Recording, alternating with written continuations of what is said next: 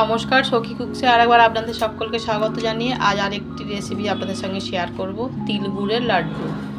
এটি আপনারা খুব সহজে ও কম সময়ে লাড্ডুটি বানিয়ে ফেলতে পারেন। খেতে খুবই হেলদি একটি রেসিপি। আশা রাখি আমার এই রেসিপিটা আপনাদের নিশ্চয়ই ভালো লাগবে। ভালো লাগে একটি লাইক দিয়ে ফুল রেসিপিটি দেখার একান্তই অনুরোধ রইল। তবে আসুন বন্ধুরা, দেখে নিন রেসিপিটা আমি কীভাবে বানিয়েছি। সবার প্রথম আমি এখানে একটা কড়াইয়ের মধ্যে 1 কাপ সাদা তিল নিয়ে নিলাম। তিলগুলো বেশ ভালো করে আমি বেছে পরিষ্কার করে নিয়েছি। কড়াইয়ের মধ্যে তিলটা দিয়ে এবার অনবরত নাড়াচাড়া করে মিডিয়াম ফ্লেমে একটু লাল করে ভেজে নেব।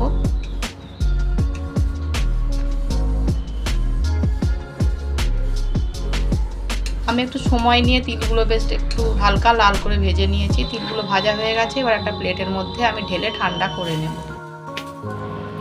এবার তিলগুলো আমি প্লেটের মধ্যে একটু পাতলা করে চাড়িয়ে দেব, যাতে খুব তাড়াতাড়ি ঠান্ডা হয়ে যায়। এবার এই একই কড়াইয়ের মধ্যে আমি যে কাপের তিল নিয়েছিলাম সেই কাপেরই হাফ কাপ বাদাম দিয়ে দিলাম। দিয়ে বাদামগুলো আমি মিডিয়াম ফ্লেমে অনবরত নাড়াচাড়া করে একটু সময় নিয়ে ভেজে নেব।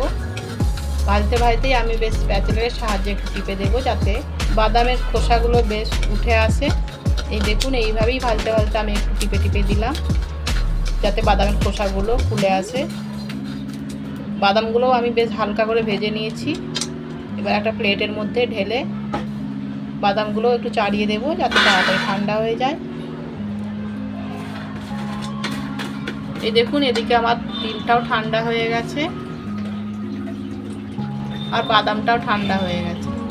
এবার আমি হাতের সাহায্যে ভালো করে চেপে চেপে বাদামের খোসাগুলোকে বের করে নেব। দেখুন, আমি বাদামের খোসাগুলো বেশ হাতের সাহায্যে চেপে চেপে বের করে নিয়েছি।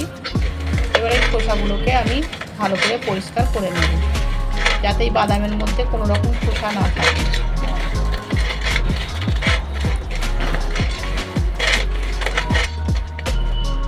আমি এখানে বাদামগুলো বেশ ভালো করে পরিষ্কার করে নিয়েছি। এই দেখুন, এর মধ্যে আর কোনো রকম খোসা নেই। এবার আমি একটা মিক্সি জারের মধ্যে প্রথমে ভেজে রাখা তিলগুলো দিয়ে দিলাম।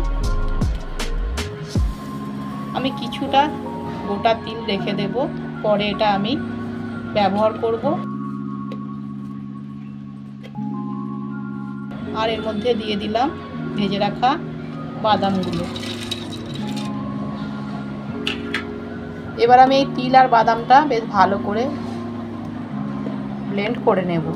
আমি এখানে ব্লেন্ড করে নিয়েছি। এই দেখুন, একেবারে মিহি ব্লেন্ড করিনি, একটু কচকচে ভাব রেখে দিতে হবে। এই দেখুন, ঠিক এই রকম ব্লেন্ড করে নিতে হবে। এবার আমি অন্যদিকে ওই একই কড়াইয়ের মধ্যে দিয়ে দিলাম 1 কাপ জল আর 1 কাপ গুড়। জল আর গুড়টা বেশ ভালো করে গলিয়ে নিতে হবে। আমি বেশ নাড়াচাড়া করে হাই ফ্লেমে গুড়টাকে গলিয়ে নেব। আর প্রায় 4 থেকে 5 মিনিট আমি গুড়টাকে ফুটতে দেব, যাতে এই গুড়ের রসটা বেশ ঘন হয়ে আসে। এই দেখুন, বেশ 4 থেকে 5 মিনিট পর গুড়টা বেশ ভালো মতো গলে গেছে, অনেকটা ঘন হয়ে গেছে। গুড়টা বেশ ভালো মতো গুলে গেছে, হাতে নিলে মনে হচ্ছে বেশ অনেকটাই মোটা হয়ে গেছে। এবার আমি এর মধ্যে অ্যাড করে দেব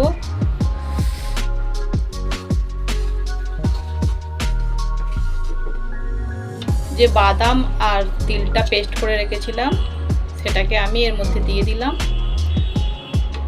দিয়ে এবার গ্যাসের ফ্লেমটাকে আমি কমিয়ে দিয়ে অনবরত নাড়াচাড়া করে ভালো করে আমি মিশিয়ে নেব। মিডিয়াম ফ্লেমে আমি অনবরত নাড়াচাড়া করে 3 থেকে 4 মিনিট ভালো করে মিশিয়ে নেব। যতক্ষণ না এই তিলের ডোটা একই জায়গায় জড়ো হচ্ছে বা বেশ বলের মতো তৈরি হয়ে যাচ্ছে, ততক্ষণ এটাকে আমি মিডিয়াম ফ্লেমে রান্না করে নেব।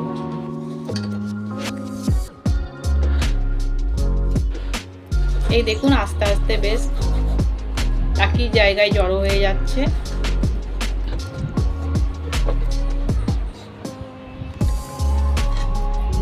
এবার আমি এর মধ্যে যে গোটা তিলগুলো রেখেছিলাম সেগুলো অ্যাড করে দিলাম, আর দেব 1 চামচ ঘি। দিয়ে বেশ ভালো করে মিশিয়ে নেব।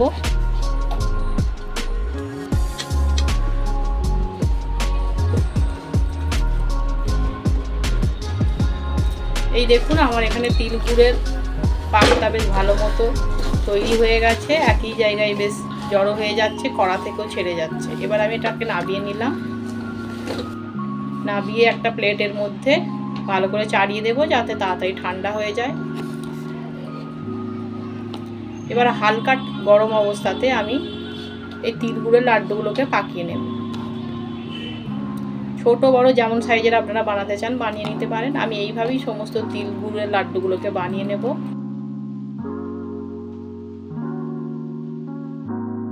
আমার যদি এই রেসিপিটি আপনাদের কোনো অংশে ভালো লেগে থাকে তাহলে অবশ্যই একটি লাইক করতে ভুলবেন না। এইভাবেই আমি সমস্ত তিল গুড়ের লাড্ডুগুলোকে বানিয়ে নিলাম। এই দেখুন। এবার আমি উপর থেকে কিছু ভেজে রাখা তিল ছড়িয়ে দিলাম। আসুন আমি আপনাদেরকে একটা ভেঙে দেখাই। এই দেখুন কত সুন্দর হয়েছে। খুবই এটি একটি হেলদি রেসিপি, আপনারা খুব সহজে বাড়িতে কম সময়ে বানিয়ে ফেলতে পারেন, খেতে খুবই ভালো লাগে। আর আমার এই রেসিপিটি আপনাদের কেমন লাগলো অবশ্যই কমেন্ট করতে ভুলবেন না। ভালো লাগলে একটি লাইক করবেন, অন্যদের শেয়ার করবেন। আর এই ধরনের নতুন নতুন রেসিপি আমার চ্যানেলে দেখতে হলে চ্যানেলটিকে সাবস্ক্রাইব করে আপনারা আমার পাশে থাকবেন। আবার দেখা হচ্ছে অন্য আরেকটি রেসিপির সাথে। ধন্যবাদ।